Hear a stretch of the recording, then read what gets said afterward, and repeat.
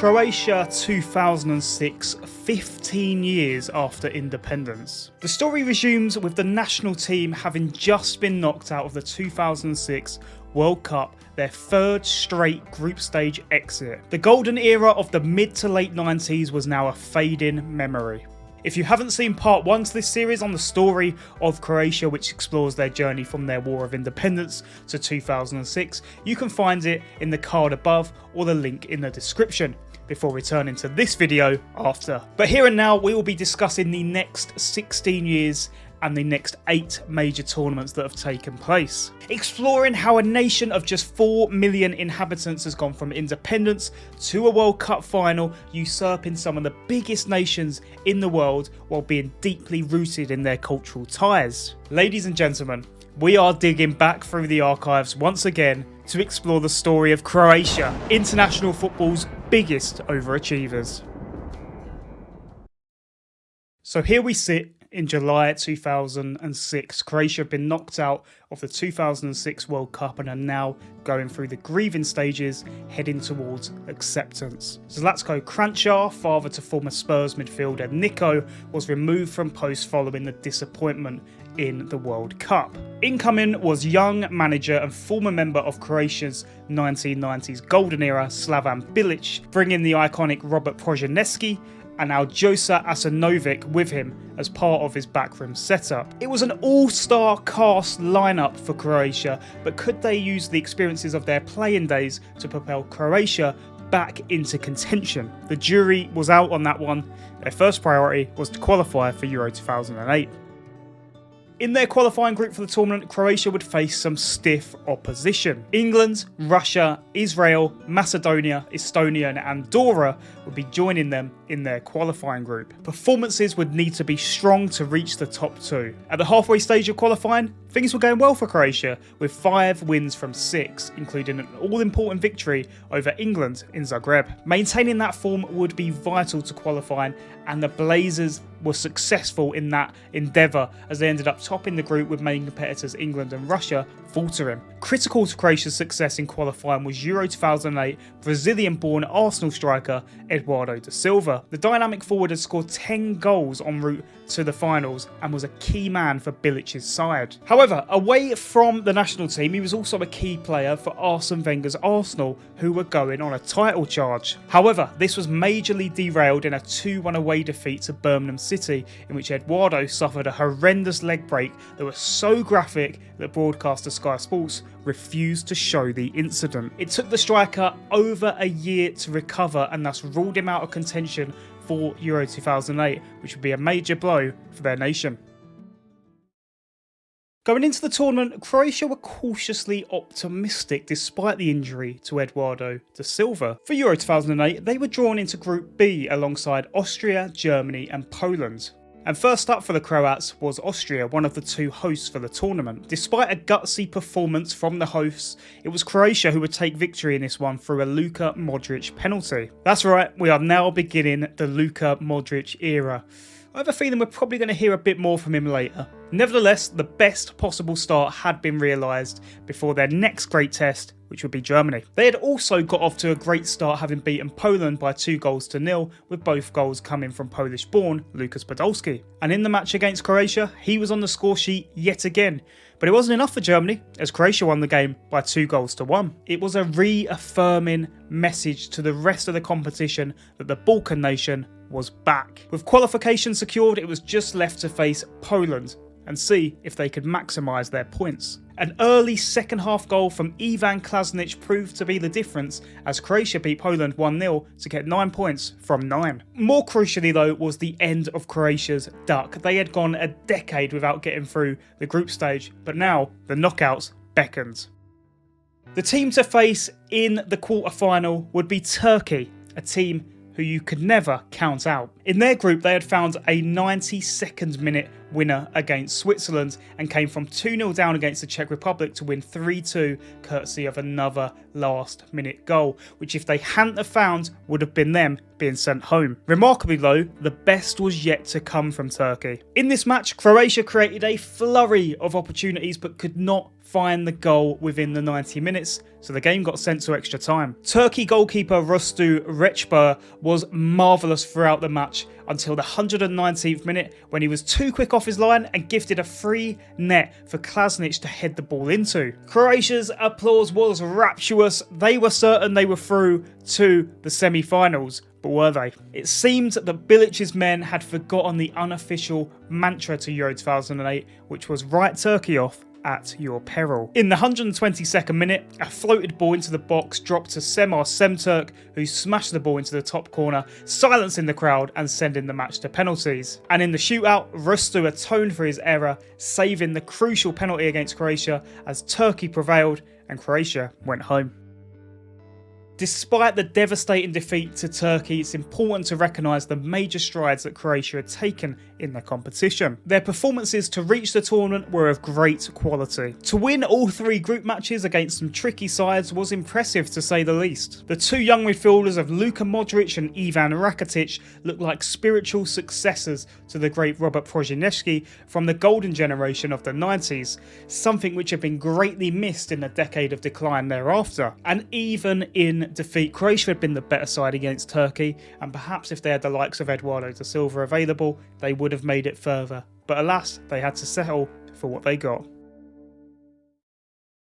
Having licked their wounds, Croatia were ready to go again in September 2008, this time looking to qualify for the 2010 World Cup in South Africa. Joining them in their qualifying group was Andorra, Belarus, Kazakhstan, Ukraine, and old foe England. With only one direct qualifying spot up for grabs, competition was rife. In just the second match of qualifying, Zagreb would once again play host to England. What the Blazers certainly weren't prepared for was the onslaught ready to come from the Three Lions. A stunning hat-trick from young winger Theo Walcott and a fourth added by Wayne Rooney saw Croatia blown away in a 4-1 loss. It was a much-needed wake-up call. At the halfway stage in the group, Croatia were doing reasonably well, but paled in comparison to England, who had won every single match under new manager Fabio Capello. In the return fixture at Wembley, once again Croatia was second best. This time a 5-1 defeat was enacted and thus meant that Croatia would have to settle for second place at best. But this was unable to be achieved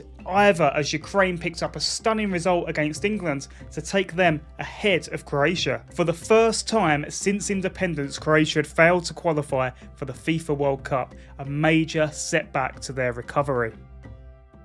With Slavan Bilic's contract running until the end of Euro 2012, Croatia decided to keep the faith with their man. An important facet of the first part of this 2-part series was comparing how Croatia were doing against the other former Yugoslav nations, and once again we'll pick up on this here. At this stage in history, Yugoslavia was a relic of the past, and Serbia were now competing on the international stage independently, with Montenegro declaring independence following a referendum in 2006. On the national team front, Serbia were unable to qualify for Euro 2008, but in terms of World Cup 2010, they would be there. At the finals, Serbia would be drawn into a group consisting of Australia, Germany and Ghana, but a 1-0 defeat in their opening match against Ghana spelled trouble for Radomir Antic's men, and with Germany to follow, optimism was low. However, here is where Serbia achieved perhaps its finest win to date, a 1-0 victory over Deutschland courtesy of a Milan Jovanovic first half goal. With this victory, Serbia needed just 1 point to qualify for the knockout rounds. However, a poor performance followed against Australia as they lost 2-1 and thus finished bottom of the group. A confusing tournament in the end for Serbia, who had experienced the highest of the highs but also the lowest of the lows. It would be the last tournament to this day that Serbia qualified for that Croatia didn't. With that, we move on to qualification for Euro 2012. Croatia had applied to host the tournament alongside Hungary, but that privilege fell to Poland and Ukraine instead. Their qualifying group consisted of themselves, Georgia, Greece, Israel, Latvia and Malta. Again, there was only one direct qualifying spot for the final, and that would be heavily contested between Croatia and Greece. And in the penultimate match of qualifying, the two would meet in a crucial match that would decide who would top the group. The game itself was frantic. 8 yellow cards were dished out, but it was Greece who would find victory with goals from Samaras and Gekas in a 2-0 win, and deservedly so. With that, Croatia had to settle for the playoffs instead. And in the playoffs, another old foe returned. Turkey, who had cruelly sent them packing at Euro 2008, would face off with Croatia, with the victor over 2 legs qualifying for Euro 2012. The first leg sealed the result though. A 3-0 away win from Bilic's men as Olic, Mandzukic and Korluka found the net. The return leg in Zagreb finished goalless, but that was enough. Revenge had been delivered and Croatia returned to a major tournament at the first time of asking. At the finals, Croatia were drawn in the group of death alongside Spain and Italy. But first up was the potential banana skin of the Republic of Ireland, who are making their first appearance at the tournament since Euro 1988. The underdogs fought as hard as they could, but Croatia's quality carried them through in a 3-1 victory. Italy were up next 4 days later in Poznan. Despite Italy dominating vast swaths of the chances, they were pegged to a 1-1 draw with goals courtesy of Pirlo and Mario Mandzukic. In the all-important final group game, they would face Spain, the holders of the competition. With the game ticking on, Croatia sat deep to protect their 0-0 draw, which would have been enough to see them through. However, in the 88th minute, Jesus Navas slipped in a winner for España, which saw Croatia's journey end in the group stage. It was a bitter pill to swallow for the Blazers, as at 2 straight tournaments in a row now, they had been cruelly knocked out within the last few minutes of a match. And not only was this the end of their journey at Euro 2012, it was also the end of Slavan Bilic as manager. 1 quarter-final appearance, 1 group stage exit and 1 failure to qualify in his 6 years as national team manager. But I don't feel this paints the real picture. Fine margins saw Croatia miss out at both Euro 2008 and at Euro 2012. Refereeing in Euro 2012 was particularly harsh on Croatia too. But ultimately, Bilic helped his nation on a new path to glory, blooding in plenty of young players that would go on to become heroes, including Luka Modric, Ivan Rakitic, Ivan Perisic, Mario Mandzukic, and no doubt plenty of others too. The revival for the Blazers was strong, but the best was yet to come. The passing of time saw the beginning of another qualification campaign, this time for the 2014 World Cup. Igor Stimac was the new man in charge, another member of the 1990s golden generation. Their qualifying group consisted of Belgium, Macedonia, Scotland, Wales, and crucially, Serbia. It would be the first meeting since the infamous clashes seen in Euro 2000 qualification. Croatia appeared to get their qualifying campaign started in great fashion, gaining 16 points from 6 matches, including a 2-0 home win over their major rivals, Serbia. But it was performances on the pitch that were proven to be slightly concerning, and soon these poor performances led to poor results, with a 1-0 loss to Scotland and barely beating Minnows Liechtenstein in a 3-2 friendly win. The worry over Stimac's reign reached a fever pitch in a 1-1 away draw to Serbia, where Croatia only managed 2 shots and were extremely fortunate not to lose, with 2 more defeats following to Scotland again and Belgium. At this point, Stimac handed in his resignation despite finishing second in the group and gaining a spot in the playoffs. Instead, another blast from the past with the name of Niko Kovac came in to take charge of the squad. He led the team to a 2-0 aggregate victory over Iceland as Croatia just snuck in to the 2014 World Cup. At the tournament, Croatia were drawn into Group A alongside Cameroon, Mexico and host Brazil, whom they would play first. It's worth noting how heavily backed Brazil were for this tournament, so when Croatia took the lead after just 12 minutes, silence filled the stadium. Unfortunately, the jubilation in Europe wouldn't last long though, as Brazil equalised soon after, before eventually winning the match 3-1. Refereeing here again did appear to favour the host, with the penalty given at 1-1 being particularly soft. Nevertheless, Croatia recovered fantastically in their next match with a blitzing 4-0 victory over Cameroon, with goals from Olic, Perisic and a brace from Mario Mandzukic. Into the final match against Mexico, they would need to beat the North American side, but they were unable to do so. A battling match throughout, Mexico notched 3 goals in the final 20 minutes to seal victory, as Kovac's side once again tasted group stage defeat. There were calls for optimism though. The manager had only been in charge for a short space of time and performances were largely good. Qualification for Euro 2016 was next on the agenda for Kovac's side, with them being drawn into a qualifying group alongside Azerbaijan, Bulgaria, Italy, Malta and Norway. The beginning of the qualifying was solid for Croatia. They beat the teams they were expected to beat and got draws both home and away against Italy. However, in the September 2015 international window, a draw with Azerbaijan and a loss to Norway saw the fans' patience tested as the Croatian FA took the decision to remove Kovac from post and replace him with Ante Kuzic, another manager who was not popular with fans. Nevertheless, Croatia did enough to qualify for Euro 2016 as they finished in second place, a point ahead of Norway. At Euro 2016, Croatia were drawn into a group comprising the Czech Republic, Spain and Turkey, with the latter the first up on the fixture list. An old foe in the past, but Croatia were certainly comfortably better than Turkey this time around, with Luka Modric's goal being the difference. The Czechs were next for the Croats to face, and Kuzic's men felt comfortable when they were 2-0 up with just 15 minutes remaining. Truthfully, Croatia should have been out of sight in this match, but worry set in when Skoda pulled one back with 15 minutes remaining. With the game minutes from being over, Vida was caught handling the ball and Nesic popped home the resulting penalty, with the game finishing 2-2. Spain was last up with a draw enough to go through in seconds, but a win would take them top of the group. This looks unlikely though when Morata opened the score in just 7 minutes into the game. A deadly flick at the near post from Kalinic though saw Croatia go into half-time level, and despite heavy Spanish possession, it was Perisic who popped up with an 87th minute winner. The group had been topped, and suddenly many started seeing Croatia as a contender for the title. Portugal would be the team they would face in the last 16, who drew every single match in the group, just sneaking through. Croatia were the team in the ascendancy for large parts of this match, with Vida missing 2 headed chances. The match lacked quality, particularly in the final third, and it took until the 117th minute for a breakthrough to be found.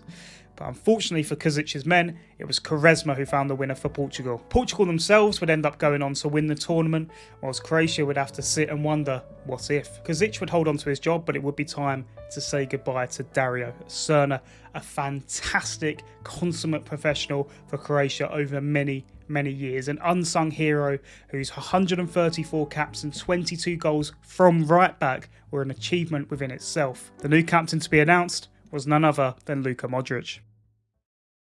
Moving into qualifying for the 2018 World Cup, Croatia were drawn alongside Finland, Iceland, Kosovo, Turkey and Ukraine. At the halfway stage, the Blazers sat top of the group with 4 wins and a draw to their name. However, shock defeats to Iceland and Turkey and a draw against Finland saw public criticism towards Kazic for the first time, including from former manager Miroslav Blažević. The manager therefore paid the price, with his replacement ending up being Zlatko Dalic, kickstarting his era in charge of the national team. The qualifying group ended with Croatia in second place in the group behind Iceland, which was only enough for the playoff round. It would be Greece they would have to face in order to qualify over 2 legs. Dalic explained that he would only stay on as Croatia manager if he managed to qualify his nation for the World Cup. With Ivica Olic now in situ as his assistant manager, attention now turned towards the first leg, which Croatia won 4-1. The second leg was goalless, but that didn't matter. Dalic had done enough and Croatia were headed to the 2018 World Cup,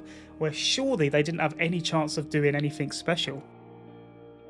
Croatia were 33-1 favourites to win the tournament, showing there was not much excitement about their chances. But inside Croatia, there was some cautious optimism that perhaps Croatia could do well in Russia. The Blazers were drawn into Group D alongside Argentina, Iceland and Nigeria, the latter of whom was up first. A solid start would be ideal, and that's what they managed with a 2-0 win against the African side. Argentina would follow and be the crucial match in the group. A tentative first half was replaced by a staggering second half as Croatia turned on the style to win by 3-0, a result that caused ripples globally. With Croatia through, they took their chance to do some squad rotation against Iceland. With a 90th minute from Ivan Perisic though, Croatia won 2-1 and for the first time won all 3 World Cup group matches. The knockouts again for Croatia, who would first face Denmark, who had proven very stubborn in their group. The match started at an electric pace with a goal for each side within 5 minutes. From there though, the match went all the way through to extra time to find a winner, which never came, so the match instead went to penalties, where Croatia were victorious. It had been Croatia's worst performance to date at the World Cup, but they were fortunate to have a goalkeeper like Daniel Subasic who bailed them out with 3 penalty saves. Nevertheless, they had reached the World Cup quarterfinals for the first time in 20 years. Next for Dalic's men was the hosts, Russia. A stronger performance in this one couldn't prevent penalties though, as Russia kept coming from behind in a 2-2 draw. Subasic again came in clutch as Croatia advanced to the semi-finals. Here is where they met a rejuvenated England side who had been much improved under new manager Gareth Southgate, and it was the Three Lions who took an early lead for a Kieran Trippier free kick. However, this appeared to be the tonic needed for Croatia to kickstart their onslaught, eventually equalising through Perisic and winning the game through Mandzukic in a deserved win. And here is where we really must take stock. A nation under 30 years old with a population of less than 4 million, under a coach who hadn't even been in charge for 1 year, had reached the World Cup final. 90 minutes stood in the way between them and eternal glory.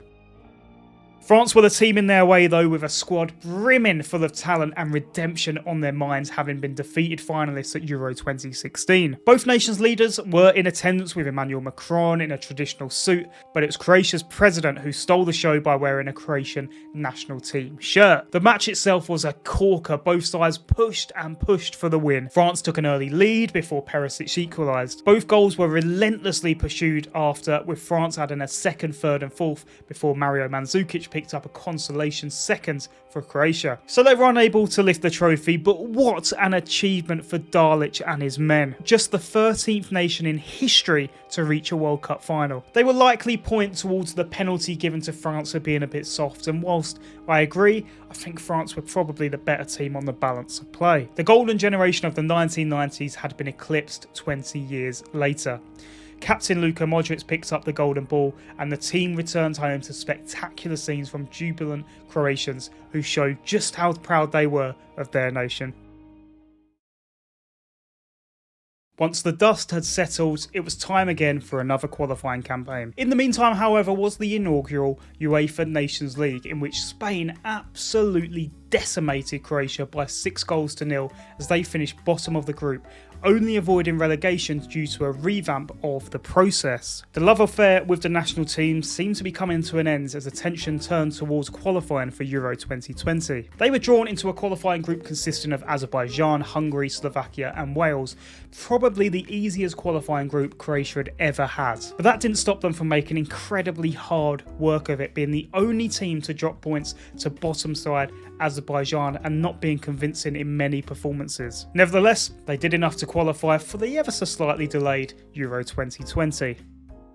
When the event finally come round due to some world events, Croatia were drawn into a group alongside the Czech Republic, England and Scotland. The first match was at Wembley against England, the nation they had beaten in the semi-finals of the World Cup 3 years earlier. Revenge would be enacted here though, with Sterling's goal being the difference in a match that Croatia was second best throughout. Avoiding defeat against their next opponents, the Czech Republic, would be absolutely necessary. After falling behind early on, they recovered to a 1-1 draw through frequent tournament goalscorer Ivan Perisic. The match had been very even and the draw was seen as a fair result. This did mean though that their match against Scotland would be absolutely crucial for Croatia to get a win in order to get through the group. Croatia turned on the style here though, with goals from Modric and Perisic securing victory and a place in the next round.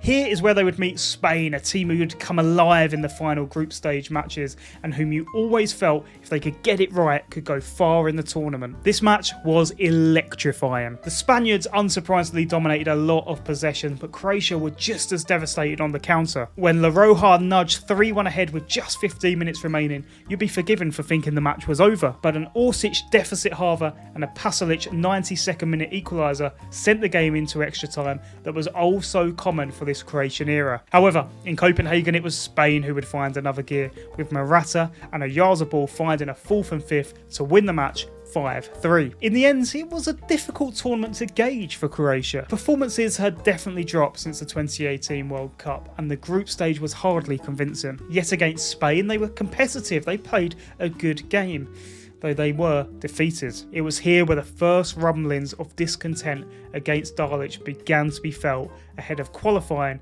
for the 2022 World Cup.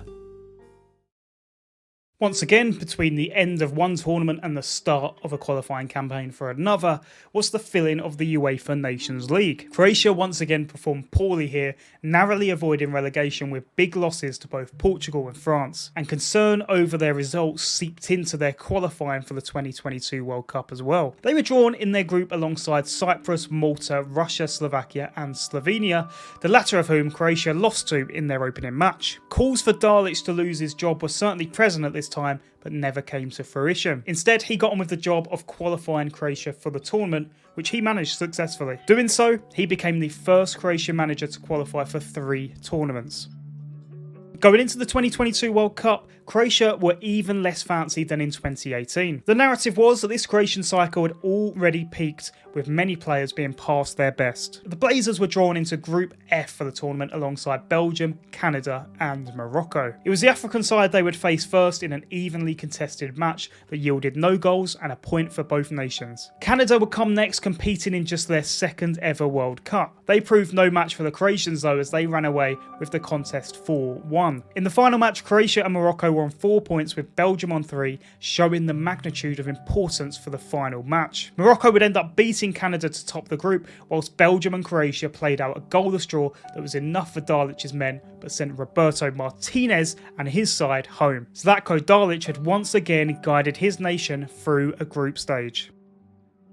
The first test in the knockouts would be Japan, a nation who had massively shocked the world when they defeated both Germany and Spain in the groups. An entertaining match followed, which saw the Asian side take the lead before being pegged back by serial tournament scorer Ivan Perisic. The game would end up running through to penalties, where again we see some Croatia goalkeeping magic, this time from Dominik Livakovic. He saved 3 penalties in this one to deny Japan and send his nation through. It was here where they would meet Brazil, who had smashed South Korea in the last 16 and were beginning to gain traction. In this match, Brazil pressed and pressed and pressed in the 90 minutes for a goal, but it never came, sending the match into extra time yet again. Here, Neymar came alive with a tremendous goal, rounding the keeper and sending Brazil through.